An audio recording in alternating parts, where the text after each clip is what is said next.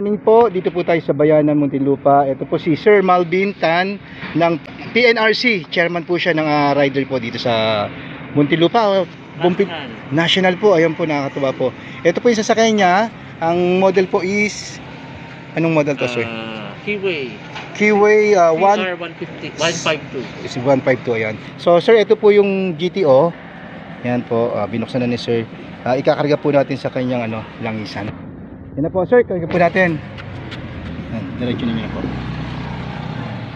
Yan sir, bali po wala pong halong additives yung kanyang sasakyan. And then gusto pong maranasan ni Sir Malvin na gumanda yung arangkada, hatak. Then titipid po sa gasolina 30 to 70%. And then wala na pong change oil. Yan po, nung binuksan po namin yung kanyang makina, sobrang init po. Talagang ang bilis uminit ng kanyang makina. Grabe. Maaaring dahil malaki kasi yung makina, 150 siya, 152. So mabilis uminit. Pero ngayon, subukan ni Sir Malvin within this day, makikita natin kung gaano ka-epekto o ka-effective ang GTO. Yan, sinasalam na po Sir Malvin. Sir, start po natin, tapos para humalo maigi yung yung langis lalo. Mga lang, 3 minutes lang. Yan.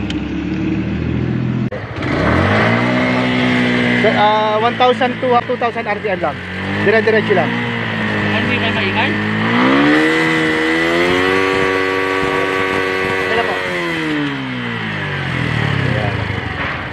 Yan, okay. Sir, makikita nyo po yung pagbabago ngayon, kahit na bagong karga lang siya, ganun po kabilis yung epekto. Makikita nyo po yung tining ng makina nyo, may pagbabago po yan. Mas pumino siya kasi ito langis natin, may kakayanan siyang pagandahin talaga yung yung ating makina. Yan. Then yung amoy niya sir, mawawala yan. O sir, ako magbibira ha. Try kayo bira.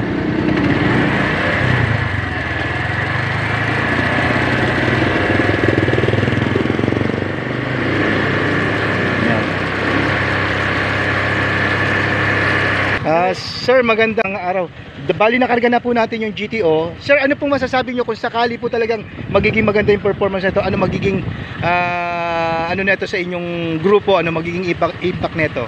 Anyway, ngayon pa lang nung kinarga natin, medyo meron na ako nakitang pagbabago. Yes, sir. No, una yung medyo tumining, medyo nawala yung kaninang kalinfang na sinasabi ko sa'yo. Yung amoy punong gas natin? Yan, okay, nag-iba rin. Medyo bumango. At the same time, sabi ko nga, kung sa akin magiging malaki ang benepisyo sa akin ito, mas i-recommend ako sa miyembro ko to. Yes sir. So maasahan na nyo na i-share ko yung parang blessing to eh. Opo, makakatipid ako sa gasolina, hindi na ako monthly mag-change oil. Gusto ko i-share sa mga kasama ko. Yes, tama. Bali sir, ito pong GTO na to, talagang blessing to sa atin. Ito po yung gawang Pilipino. Pinoy po naka-invento niyan. Wala pa po yan sa ibang sa ibang parte dito ng Pilipinas. Kaya i-share natin, i-share. Sa ibang bansa rin wala pa yan, sir.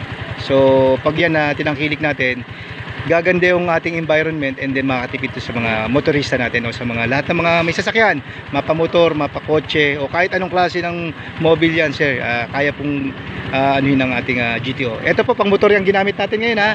Iba po yung pasasakyan natin. So sir, Tan, salamat po. God bless po at ingat po lagi sa biyahe. Safe ride po. Salamat po. Okay, salamat po.